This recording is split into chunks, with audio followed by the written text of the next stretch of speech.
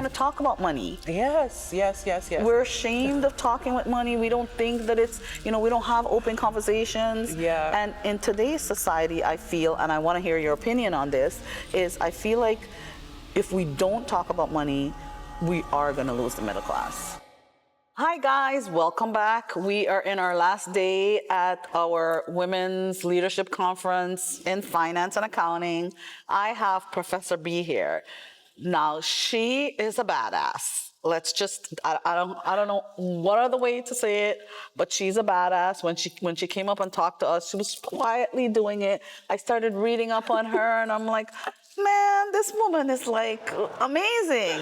You're so sweet. I'm like, all right, so you tell us a little bit about yourself. Okay, well, I am a CPA. I've been doing accounting for probably 15 plus years now, but my path in accounting has just been completely non-traditional. So I did an internship with Deloitte in college, loved Deloitte, but did not want to do that work. And so decided I didn't know what I wanted to do. So I've made my living in nonprofit, government, but also I've taught.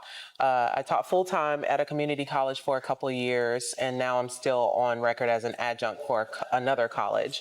And I am just like very passionate. I'm a multi-passionate person. So I do a lot of different things. Like I was telling you, I led the dance fitness class this morning here. I'm not a dancer. Was never trained as a dancer, but I like to dance. I like to move. I like to sing. And so I like to do a lot of different things. And that's a bold move. Like most women are not like you. Like I did the mentoring session, the speed mentoring session. Yes. And did you do that? I did. Yeah. Did you figure out like what most of the women that came to my table, and yes, that's our profession, is not about being bold. Yeah. Yeah. So a lot of them were more like, how do I get out there more? Did you find that when we did that? Did. Yeah. I think there's a lot of like old school mentality and still things in accounting. Yeah, exactly. And I think that's been ingrained in the education system. Like when I was in college, it was like, do this, go this way and do this thing. And I think the same lessons are being taught. And so people don't really think outside of that. It's kind of like, this is the path that's been set up for me. And so I'm going to just climb the ladder and do this path. And the thing is, I feel like there's so many other paths. It's not just like when you and I, and I'm saying you and I think you're younger than I am. But when we went to school, it was tax and accounting, tax and auditing. So those were the only paths even shown to me, right? But there's so much path. Oh my God, yes. Like there's so much that you can do in accounting and finance that I don't think we're doing a good job of exposing our environment to that. Not at all. So the nonprofit I work for does documentary films. Like we do fundraising for documentary films. So part of what I get to do is travel occasionally to different like opening moments, events, and things like that. And it's like, as an accountant, like that's not something that you would traditionally think. Yeah. Before that, I worked for an educational nonprofit. And so I got to be on site in the summer and help out with the summer programs with kids and, college students and things like that. So the accounting world is so broad and there's so many things you can do. Yes. And I think people think of us as really boring people, which obviously they haven't met you and I. They have not. Or Janine, or like most of the women here. Yeah. Yes, there are sections that we seem more reserved. Yeah. Not us, definitely. But there's so many different paths. Like I'm on the PFS path, right? Which is more wealth management. And I don't manage wealth, but I do a lot of financial planning. Yeah. And, that path, I found that I've been doing it all this time, but I didn't know it existed. So I feel like we need to be more proactive in our profession, explaining to the younger generation that, hey, this is a great profession to be a part of. There's always work for us, right? You seeing that you've been all around in non-traditional roles. Exactly.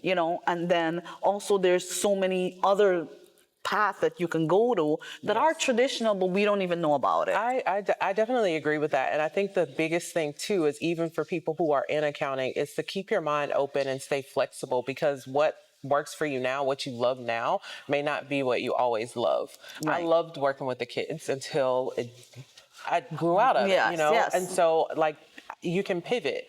Yes. But like I joke a lot, so I go and speak to kids at middle schools and try to like introduce them to accounting from time to time. And I tell them, I'm like, who's your favorite artist? Who do you think counts their money? Like, there's like people, there's an accountant for everything. Yes. And so it really is helpful for people to know and for us to continue to push that out there and get that out there. And who else but us? Yeah. Right? I feel like because we're thought to be introvert, and most of us are, Yeah. we're not doing that enough. We're not out there enough talking and doing, like pushing it out there, explaining what it is that we're doing. And we're trusted advisors. As a CPA, that's a special,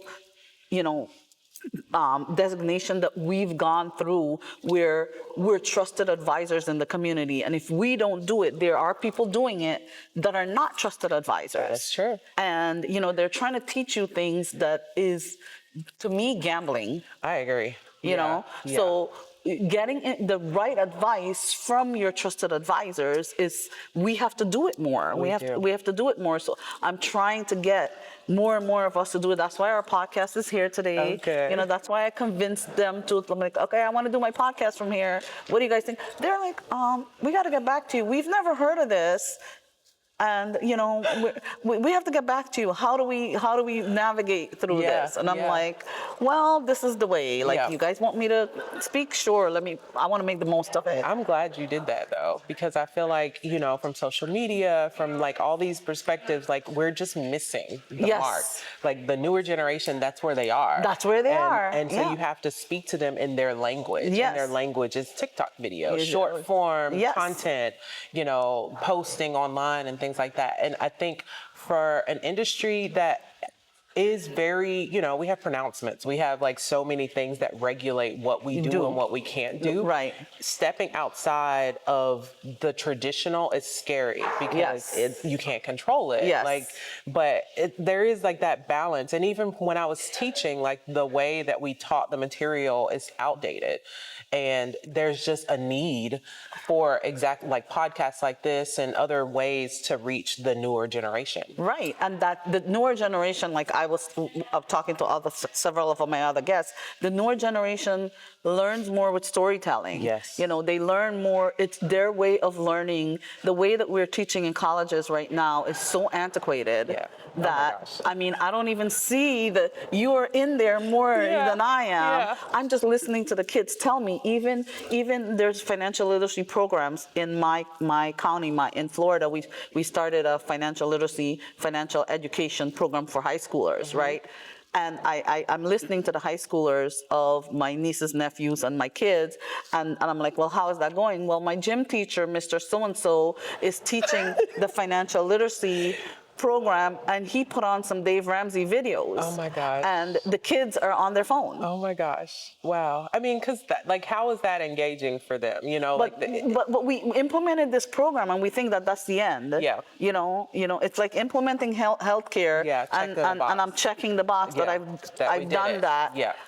That's not how it works. No, it's not. It's just the beginning. Just like watching a TikTok video, you might see a 30-second, but that 30 seconds should get you to go watch it on YouTube or listening to the podcast, because there's so much more information that you need, especially when it comes to finance. Agreed. I totally agree. And I think it starts with being able to hook them, right? Like within that 30 seconds to engage them enough to be able to get them want to go and listen to a podcast or to go and watch a YouTube video. But I think we're struggling right now. We're struggling. I did think that when I first started this is, financial education and financial literacy, getting it from a trusted advisor, getting all the right information would be easy for me to get out to companies and get out to people like, hey, I could come in, make financial education, financial wellness a part of your wellness package. Yeah. Most companies are like, no, we don't need to do that. And that's, I explained in my session that, without financial wellness, you cannot be mental, physical, and emotionally well. Exactly. Because even if you see people who are struggling or have in their suicide notes, they always talk about their money problems. Yeah. There was money problems. Yes. And that's probably the root of why you're getting all these the stress that money is causing you is the reason why all these other things are happening. It's so true. And if we don't weave financial wellness in all of our companies' wellness plans, gosh, yes. you know, I'll start with one or two, but people do not think that it's an important thing to do. They don't believe, okay, bring Sharon in, have her do a launch for you, have her do her program. Yes. Let's weave it in. Let's get a community together. We don't want to talk about money. Yes. We're ashamed of talking with money. We don't think that it's, you know, we don't have open conversations. Yeah. And in today's society, I feel, and I want to hear your opinion on this, is I feel like if we don't talk about money, we are going to lose the middle class. I absolutely agree with that. I wrote a children's book, and it's for this exact reason. It's called Sonny Gets Money, and it is designed to get families talking about money earlier, because what's happening is we don't learn the lessons, and then we grow up and we continue to just have bad relationship with money, and then we don't want to talk about it anymore, Right. because it's always from We're a place of ashamed negative or shame. Exactly. And so I definitely agree. I feel like there's a lack of like knowledge, but it is tied to mental health. And you know, when you think about stability and not being able to like feed yourself, like there's shame, like you said, Yes. and embarrassment, and so you don't want to ask for help, and so then we just don't talk about it, and the cycle continues. And so it really does have to be something that we continue to open up, because that middle class is definitely like Weaning, yes, it's becoming the leanest part, and that is my immigrant dream, and every immigrant's dream. They come to America because it's a possibility to be a middle class person. Exactly. In the third world, there's not a shortage of richness in the third world, okay? There are very wealthy people in the third world. There's also very poor people. There is no middle people. This is why we in this country works, is because there is a middle class. Yes. We cannot. And if we lose that, because it is thinning, what's going to happen? We're going to become another third world. Yeah. And it's still possible with financial education. Yes, a lot is happening in our world, and there's a lot that needs to change, but it starts with us. It does. You know, it starts with us.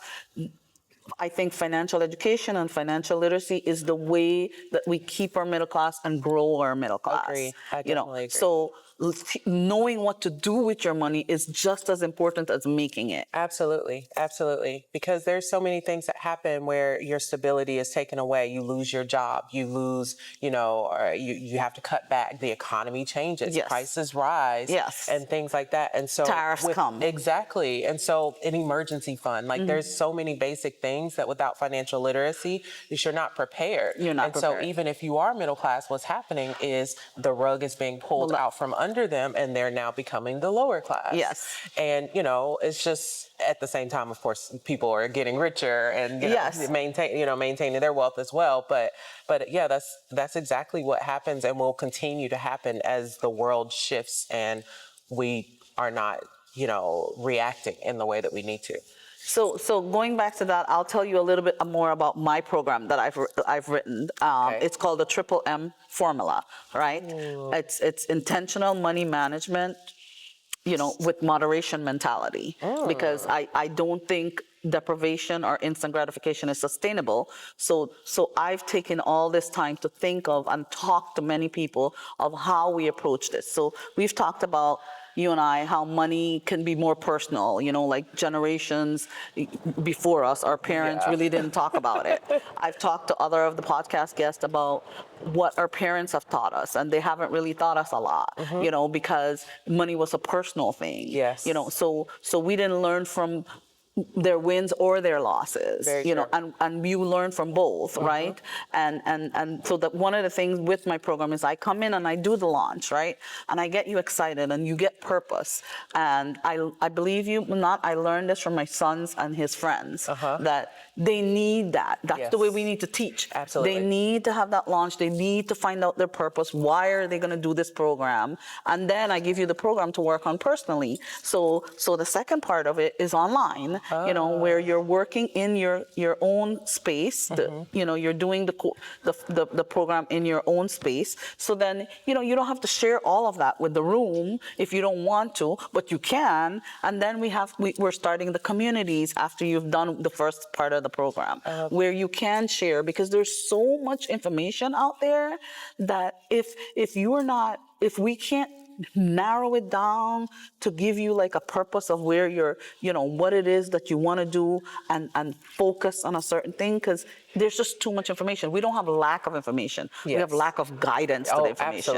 Absolutely. It's over information, bad information, misinformation, all of that stuff out there too. And so a lot of times when you're left to weed through that on your own. And so having a program like what you're talking about is like so key, because it focuses the information. And a lot of people, especially when they're coming from shame, she's like, just tell me what to do. Right. Like, I don't want to have to figure it out. Like, just tell me what to do. And that's actually how my program came about. I will go out, I get everybody excited, I started talking, and I'm like, okay, now go and do it. And then they're like, okay, where do I start? And then I'll give them certain apps that I want them to do the mechanics and whatever. And I realized that we've been teaching mechanics for the longest time, but they don't know why. And they don't know what limiting beliefs or mindset they have that's preventing them from going from their goal to where they want to be.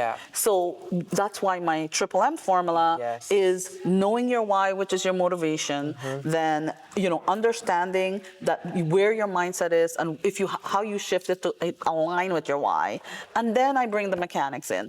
So that's what we're the mechanics people, right? But what I've realized by being out here all this time is you can't do the mechanics. It's not sustainable until you know all these other things. So going back to the course that's being taught in Florida right now, it's only the mechanics. And the kids are not learning the mechanics if it's not a person that is who's teaching them. They don't learn the traditional ways anymore. Yes, they like videos, but if your video is not exciting, they're moving. No, and they need to be able to connect it to their real life, and like they need to be able to see themselves in that lesson. So somebody from the community who looks like them, who talks like them, who comes from a similar background, they're going to be able to understand it more than some guy on a video who's like big, like he's a celebrity in their mind. And so it's like, that's not the same thing for them. Who is he to teach me this? Exactly. And on top of that, it's boring. I'm not putting my money in envelopes. Exactly. I have an app here. Deprive myself to the deprivation is not sustainable. And a lot of the people who are teaching the mechanics now, it's all about deprivation. Yeah, that's horrible. And you've lost the kids today. They don't believe in deprivation at all. Oh yeah, I understand. We believe in like rewarding ourselves and celebrating and really enjoying life. Well, thank you for coming on our podcast. I am going to contact you because I need you to be my mentor. Oh gosh. I have a children's book. That's going to be the first book I write for myself. Okay. And I want some of your guidance on that. Okay. Yeah, we can definitely talk. Yeah. I mean, I have outlined it and everything, but I struggle with the actual illustration. Oh yeah. Well, see, I'm married to an illustrator / photographer, videographer, creative person, and so I was like, babe, draw some pictures. All right. Well, maybe I'm going to need to hire him. I mean, yeah, I think he would do it. Yeah. Awesome. Thank you so much. I'm looking forward. If you're coming to Florida, please come visit me.